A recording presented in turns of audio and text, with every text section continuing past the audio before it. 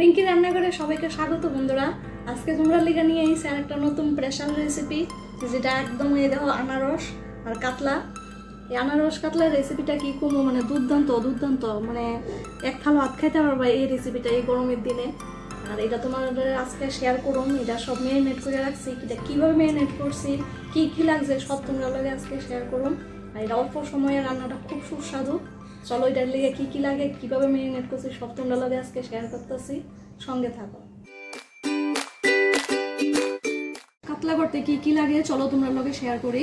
এটা লেগে এই যে লাগবো কাতলা মাছ, আর নিয়ে নিছি আনারস, আর এখানে একটা মশলা নিয়ে নিছি পেঁয়াজ আর 2 কোয়া রসুন আর শুকনা লঙ্কা, রঙের লেগে খুব ভালো আর ঝালও, কারণ এটা একটু টক ঝাল মিষ্টি মিষ্টি হইব রান্নাটা।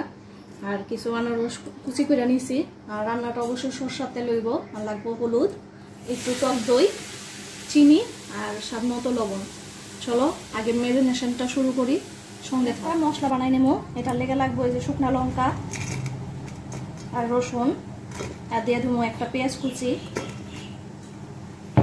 আর এই টক দইটা দিয়ে সেটা একটা পেস্ট বানাই নেব। এই তো পেস্ট একটা বানাই নিয়েছি সুন্দর। এখন ম্যারিনেশনটা শুরু করি। এই যে পাত্রের মধ্যে এটা নিয়ে নিতেছি পেস্টটা, এই যে পেস্টটা নিয়ে নিছি। এখন এটার মধ্যে দিয়ে দেবো হলুদ,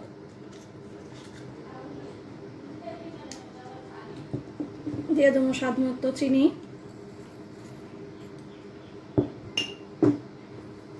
স্বাদ মতো দিয়ে দেবো লবণ,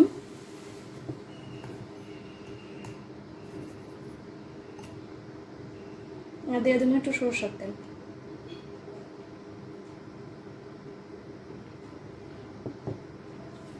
সুন্দর করে মিক্স করে নিব।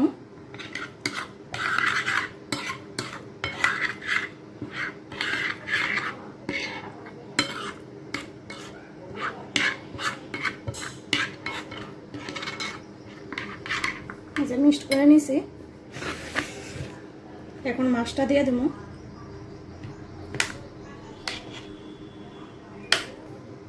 এই যে মাছটার লগে অনেক সুন্দর করে মশলাটা ম্যারিনেট করে নেব।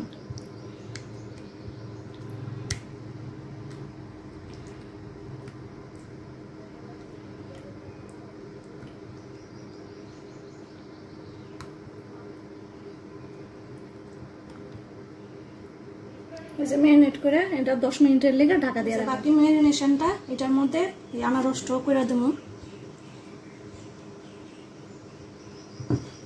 গ্রেভিটার লগে সুন্দর লগে ম্যারিনেট করে এটা 10 মিনিটের লেগে রেস্টে রেখে দিলে রান্নাটা খুব সুন্দর হোক, কারণ মশলাটা একদম প্রপার সুন্দর করে সবটা মশলা আনারসের লগে মাছের লগে সুন্দর করে ম্যারিনেট করে থাকবো।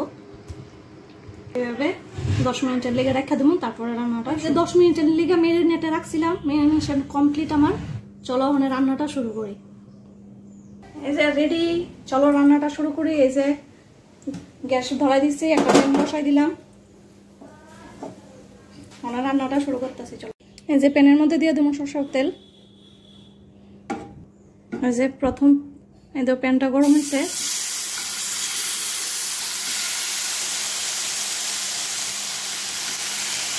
এই যে আনারসটি একটু শ্যালো ফ্রাই করে নেবো। সবজি দিয়ে দিছি, ম্যারিনেট করা আছে, চট জলদি একটু হয়ে যাবো, একদম সময় লাগবে না। একটু ওইলে ওইলে এমনভাবে পাল্টাই পাল্টাই দিয়ে সবজি সুন্দর করে একটু শ্যালো ফ্রাই করে নেব। এই যে রেডি একদম আমার।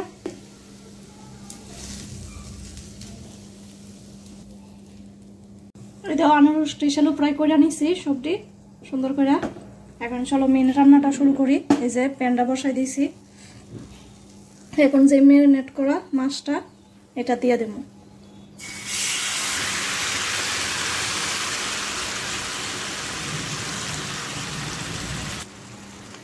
এই দেখো সব ম্যারিনেট করে রাখছি, তেল হলুদ টলুদ লবণ দিয়ে কিচ্ছু দেওয়ার দরকার নাই, শুধু প্যানে এই ম্যারিনেশনটা দিয়ে দিলাম।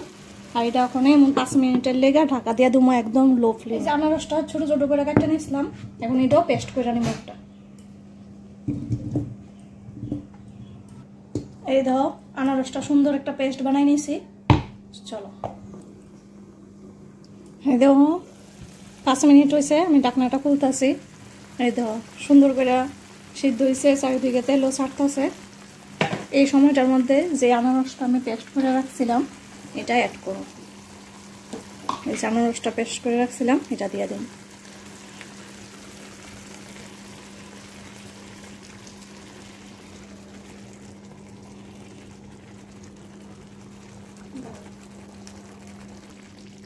এই যে আনারস পেস্টটা দিছি, এখন আবার 5 মিনিটের লেগে ঢাকা দিয়ে দিব সুন্দর করে আনারসটা মাছের গায়ে যাতে ফ্লেভারটা প্রত্যেকটা মাছে যা, তার লেগে 5 মিনিট আবার ঢাকা দিব। এই যে দিয়ে দেবো কয়েকটা কাঁচা লঙ্কা।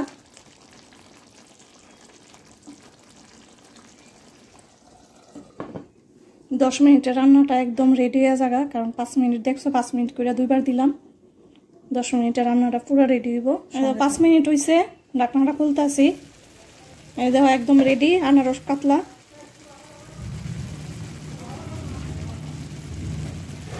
এখন নামাই নেব।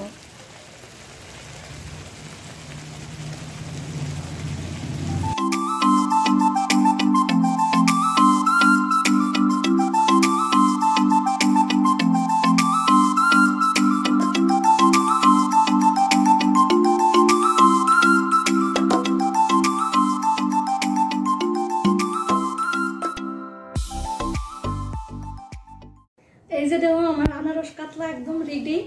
কি কমো, এই এক থাল ভাত খেতে পারবা এই রেসিপিটা দিয়ে, এত এত সুস্বাদু। তোমরা না বানাইলে কবেও বুঝতে না, প্লিজ কষ্ট করে সবাই বানাইও আর আমার কমেন্ট করে জানাইও। এইভাবে রিঙ্কি রান্নাঘরের পাশে থাকো, সবাই লাইক কমেন্ট সাবস্ক্রাইব করো। আজকের মতো টাটা, বাই বাই।